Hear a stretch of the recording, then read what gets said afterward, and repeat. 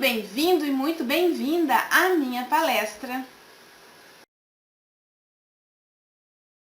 Você já conhece, já ouviu falar sobre rapport? O rapport, ele é utilizado tanto pela psicologia quanto pela PNL. Ele é, poderíamos dizer assim, uma percepção de familiaridade que gera segurança, bem-estar durante uma comunicação, tá? O rapport, ele tenta entrar no mapa do mundo do outro. Então, você, quando vai fazer rapport com alguém, você tem que sair do seu mundo, você tem que sair do seu pensamento de mundo, de tudo aquilo que você entende como verdades, como significações, para entender o mundo do outro. Por isso é que o rapport tem a ver com a resiliência, porque você se coloca no lugar do outro. E para você fazer isso, você tem algumas técnicas que eu vou explicar durante a nossa palestra. Eu vou ler para vocês uma colocação que tenho aqui na minha tela do meu computador, no livro Introdução à PNL, do Joseph O'Connor e John Seymour. É muito bacana. Ela diz assim: os melhores professores são aqueles capazes de criar empatia e entrar no universo do aluno, permitindo que ele compreenda melhor o assunto ou a técnica que estão ensinando. Esse bom relacionamento com os alunos torna mais fácil a tarefa de ensinar. Na linguagem da PNL, isso se chama espelhar e conduzir. Espelhar significa criar uma ponte por meio da empatia e do respeito, enquanto conduzir significa modificar o nosso comportamento para que a outra pessoa nos siga. A condução não funciona sem empatia. É impossível guiar alguém por uma ponte sem construí-la antes. E é exatamente isso que o rapport vai fazer. Ele vai criar uma ponte e você vai conseguir conduzir o seu aluno por essa ponte, com bem-estar, com segurança, com alegria, com resiliência. Então, vamos lá à nossa palestra sobre rapport. O rapport, ele acontece porque nós temos alguns neurônios que são chamados de neurônios espelhos. E eles estão distribuídos por partes essenciais do cérebro, que é o córtex pré-motor e os centros da linguagem, empatia e dor. Quando você vê alguém bocejar, você também boceja. Isso é instantâneo. Você não fica pensando, ele bocejou, eu também vou bocejar. É instantâneo. Por quê? Porque já exatamente essa ação desse neurônio espelho. Porque bocejar gera satisfação. Gera satisfação porque enche o nosso cérebro de oxigênio que ele precisa para funcionar melhor. Então, automaticamente, instintivamente, você copia também essa ação, essa atitude do outro. E é graças a esses neurônios espelhos que o ser humano é capaz de imitar. E isso também permite que uma criança observe e experimente algumas coisas, algumas ações, uma função associada ao processo da aprendizagem dela. Já que falamos em mundo do outro, mapa, podemos então nos perguntar: e os ambientes sociais em que vivemos? Eles nos influenciam? Nós somos influenciados por ele? Com certeza, gente. E a educação, ela também não pode ser compreendida fora de um contexto histórico-social concreto. Portanto, a prática social é o ponto de partida e de chegada da ação pedagógica.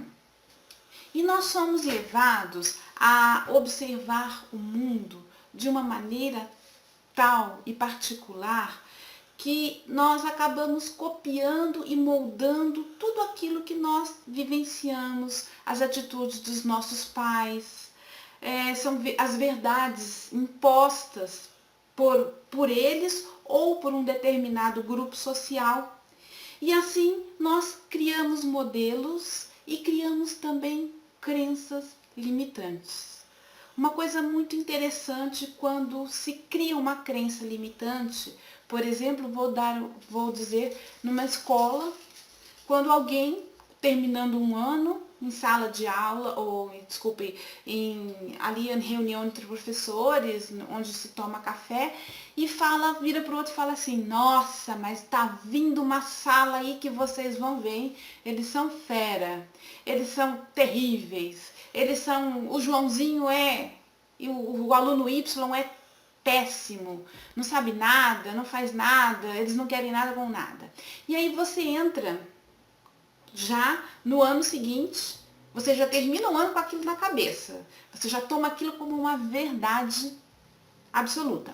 E aí você entra o ano seguinte com aquilo na cabeça, que aquela classe é ruim, que aquela classe, ela não, o fulano, o beltrano ou o ciclano não tem competência, são péssimos alunos, enfim.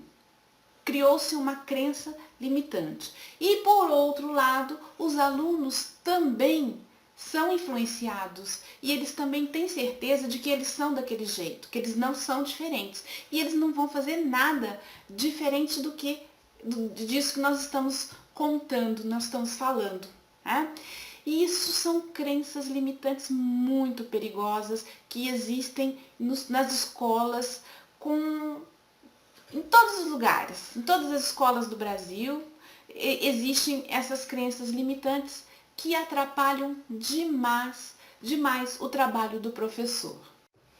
E essas crenças limitantes, então, acabam atrapalhando o desenvolvimento dos alunos, o bom relacionamento entre professor e aluno, e principalmente o professor fica desmotivado, fica triste, porque, afinal, aquilo tudo que ele imagina, que ele pensa, que ele sonha, né, como missão de vida, acaba indo por água abaixo. Mas nós não podemos esquecer que, segundo Bourdieu, existem chances desiguais para alunos, porque uns têm umas condições favoráveis melhores que outros. Isso chama-se capital cultural. Então você tem aquele aluno que ele traz do mundo dele, né? Tudo aquilo que ele absorveu, observou, tomou como verdade, ele traz do mundo dele um determinado conhecimento, nível de conhecimento. O outro traz outro nível de conhecimento. Então, de repente, aquilo que você está não você, exatamente você, mas que a programação da escola ou do projeto político-pedagógico ou do currículo propõe para o aluno, não vai de encontro com o capital cultural dele. Aquilo para ele é uma coisa estranha. E ele estranha aquilo e ele não aceita. E aí ele tem uma reação contra tudo isso. E é nesse momento também que ocorrem as exclusões. A escola acaba infelizmente, excluindo aquele que tem um capital cultural que não está de acordo com aquilo que ela está propondo. Né? Nós temos aí as classes populares com um determinado conhecimento, a classe média com determinado conhecimento e as elites também com maior conhecimento. Então, nós temos dentro da escola, a escola ela já acaba tirando o aluno que é menos preparado. E aí o professor acaba também tomando isso como verdade e esse aluno acaba sendo excluído. E nós estamos então agora caminhando para discutir sobre o rapport, como ele vai poder melhorar esse relacionamento professor-aluno, como você vai trazer esse aluno que está excluído, que ele tem menos identificação com os conteúdos, com aquilo que você diz, porque isso gera essa repulsa do aluno, essa vontade de não, você não tem nada com isso, o que é isso que esse cara está falando, que essa moça está falando, né? Não faz parte do mundo dele. Só que então, agora o professor precisa parar e pensar um pouquinho. Algumas ações são necessárias. Sei que alguns professores e muitos correm demais. Correm porque a gente sabe que o salário é pouco, precisa se trabalhar de manhã, à tarde, à noite. E muitos professores não têm tempo de conversar e nem de conhecer o seu aluno. Até porque o próprio material, o sistema, a escola cobra prazos, né? Nós temos tempo para dar tantos capítulos, temos tantas aulas, então eu tenho 3 aulas nessa escola, já tem que sair para ir para outra escola. Tudo isso vai contra essa possibilidade de estarmos conhecendo o nosso aluno. Mas eu vou te falar uma coisa, meu amigo e minha amiga, você vai ter que tirar um tempo do seu ano letivo, que seja um dia para cada escola que você trabalha, de um ano letivo todo, né? Então eu acho que dá tempo sim, porque você precisa conhecer o seu aluno. Você precisa não só visualizá-lo em sala de aula e saber que na sala 3 do colégio tal tem 20 alunos, tem uma Cristina, tem uma Cláudia, mas não é isso. É conhecer, saber qual a necessidade, saber que ele é pessoa, que ele é gente como você.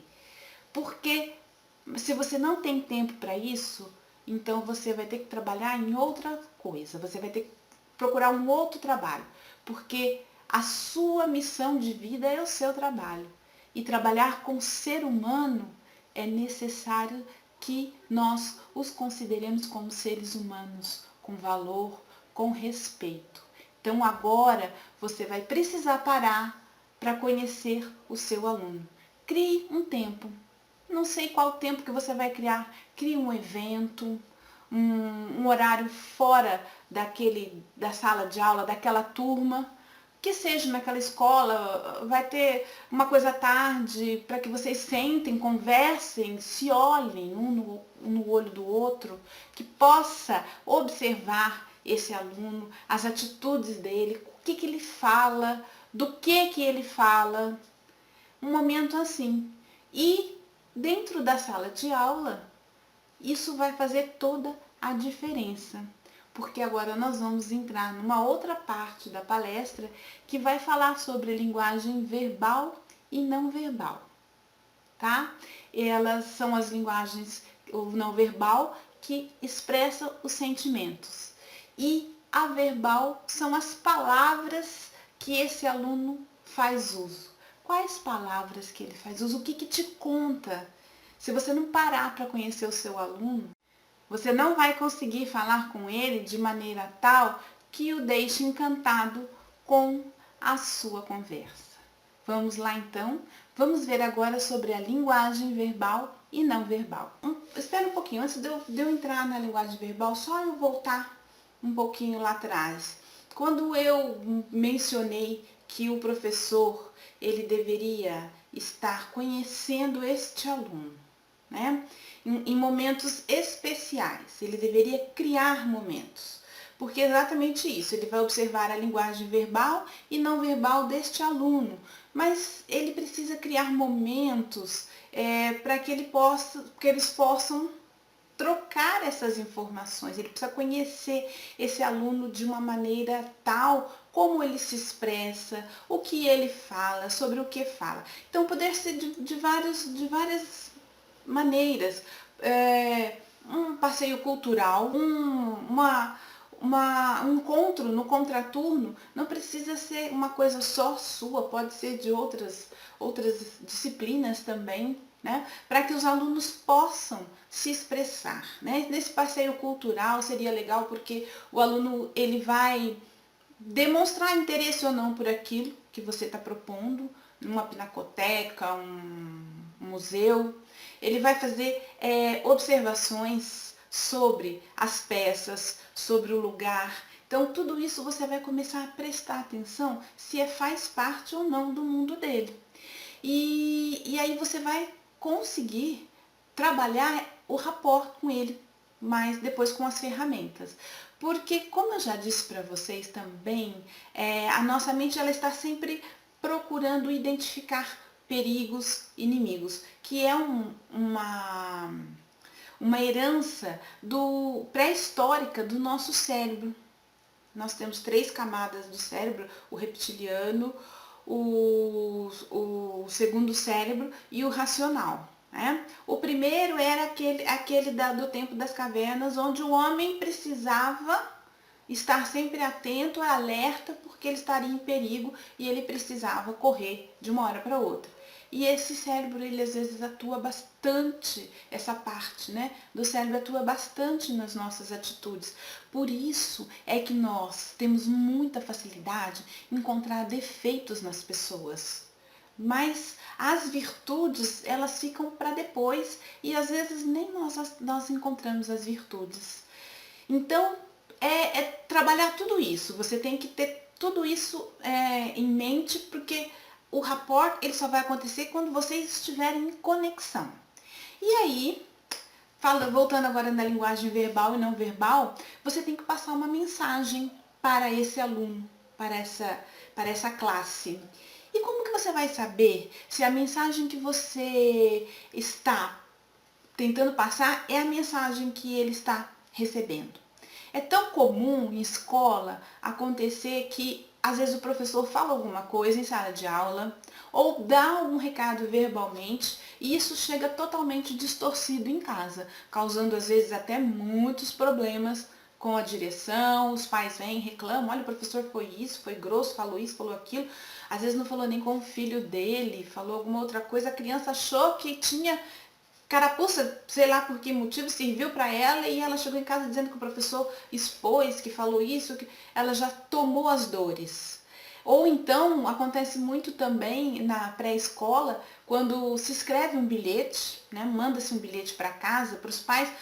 Nas escolas que eu trabalhei, sempre assim, uma correria, corre, corre. Gente, fiz um bilhete, vê se tá bom esse bilhete, vê se tá certo, vê se não está. Por quê? Porque acontece o seguinte, você escreve uma coisa e as pessoas entendem outra.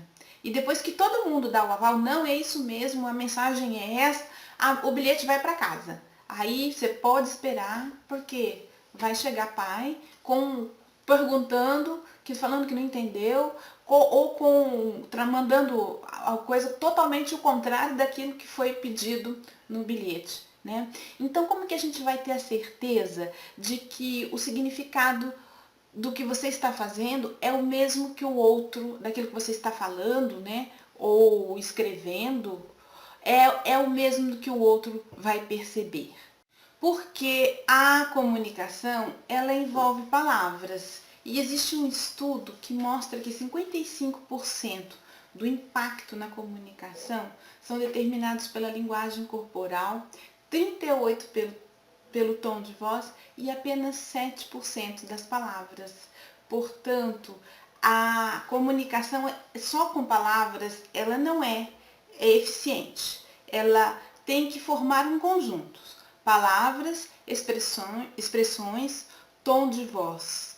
E é isso que nós vamos agora estar conhecendo, porque a linguagem verbal e corporal juntas, unidas, são tarefas indispensáveis para que ocorra o rapport entre você e o seu aluno ou a sua sala de aula.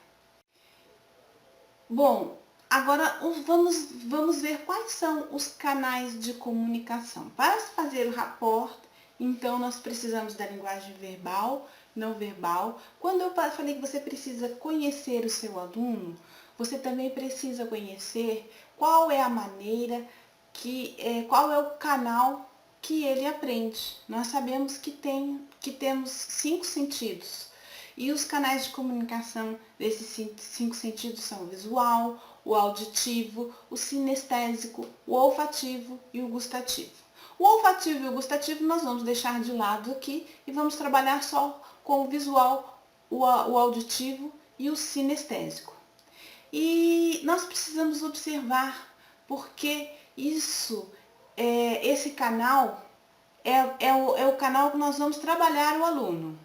Se você vai selecionar então algumas atividades, qual vai fazer uma enquete na sua sala, qual o canal que mais se manifesta aqui em determinada sala. Uns são mais auditivos, outros mais visuais. Você vai escolher ferramentas de trabalho que privilegiem esses canais.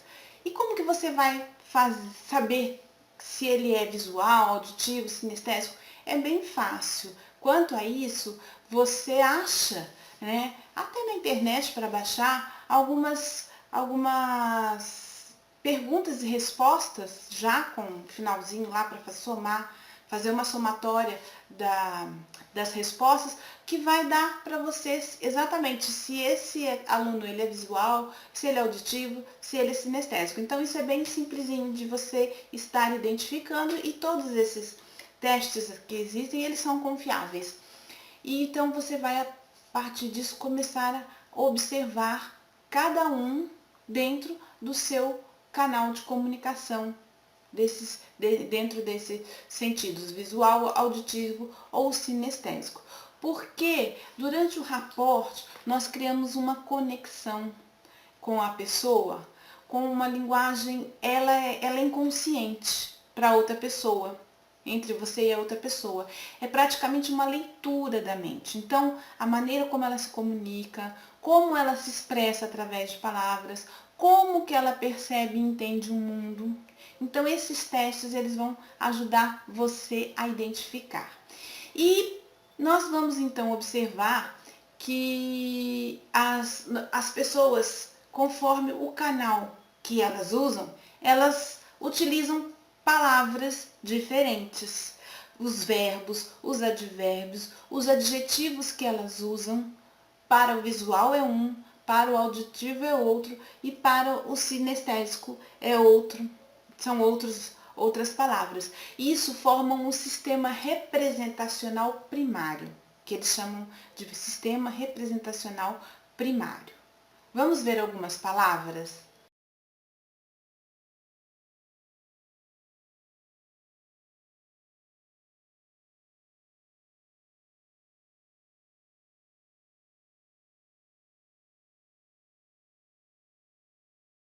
Vocês perceberam que cada um dos canais tem suas próprias palavras?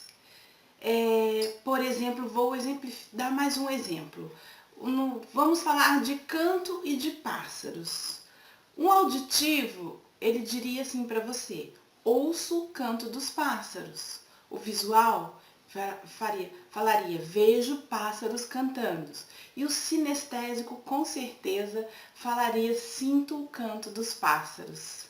Né? Então, assim, as palavras, elas vêm de encontro com os canais de aprendizagem das pessoas. E é isso que você vai observar no seu aluno. Você vai passar a usar com ele as palavras que fazem parte do mundo dele. E ele vai pensar assim: essa pessoa fala como eu, parece-se comigo, portanto, ela deve ser legal e amiga. E aí acontecerá com certeza a conexão. Uma outra coisa interessante que vocês podem fazer também, não precisa ser só com alunos, vocês podem usar na vida pessoal de vocês e também em reunião de pais, né? Muito interessante você usar, fazer todas essas técnicas do rapport com os pais, para que eles fiquem mais tranquilos, confiantes no seu trabalho, na sua pessoa, nas suas reivindicações com relação ao filho dele. Por exemplo, se o pai de aluno for um médico, né? Então, nessa reunião que você vai conversar com esse médico, você pode usar palavras que remetem à profissão dele. como precisamos fazer uma operação, né, diferente para o seu filho. Enfim, você vai usar palavras que remetam à profissão dele. Então, ele vai ficar feliz e aí com certeza a conexão vai acontecer. Bom, então vamos fazer um resumo. Primeiro você precisa conhecer o seu aluno, entrar no mundo dele, não julgar jamais e nem ter crenças limitantes. Você deve se colocar no lugar dele, sentir as dores dele, né? Observando, como eu falei, como eu dei ideia, em algum evento, em algum momento específico e especial, não aquele momento de sala de aula, de corre-corre, de passa na lousa, corrige tarefa e corrige prova, nada disso. Observar a linguagem verbal e não verbal do seu aluno, descobrir qual o canal de comunicação dele mais significativo, porque não vai ter só um canal, ele vai dar uma porcentagem às vezes próxima de um canal e de outro, mas um irá se sobressair e o outro, se for bem próximo, você pode usar também, tá? Aplicar algumas técnicas de rapport para que você tenha então essa conexão com o seu aluno. E agora então, finalmente, vamos observar alguns slides que eu vou trazer aí para vocês com os diferentes tipos de espelhamento. Espelhamento são os movimentos que você deverá executar, não só os movimentos, mas também a linguagem, a inflexão do volume da sua voz, a sua postura, as microexpressões e os similares. E aí você realmente vai conseguir fazer o rapport com o seu aluno.